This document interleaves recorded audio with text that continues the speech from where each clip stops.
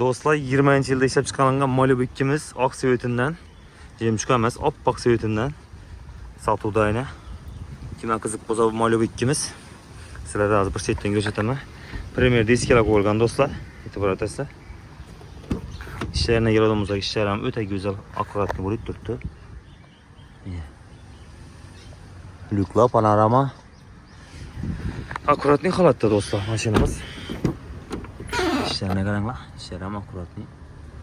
Poliklerim menezesi tayar maşinimize. Buna dostlar Premier farlarım koyulgan.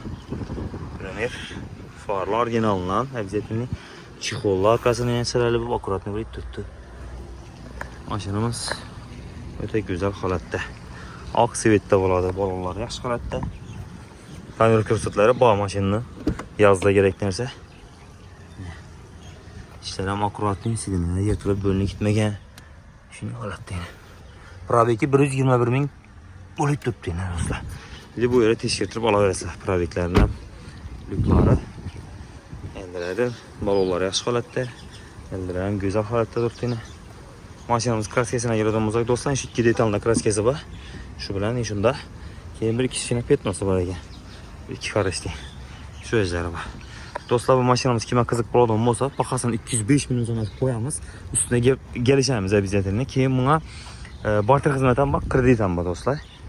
Telefon rastla priyamo egen nömerini yazıp koyman peste.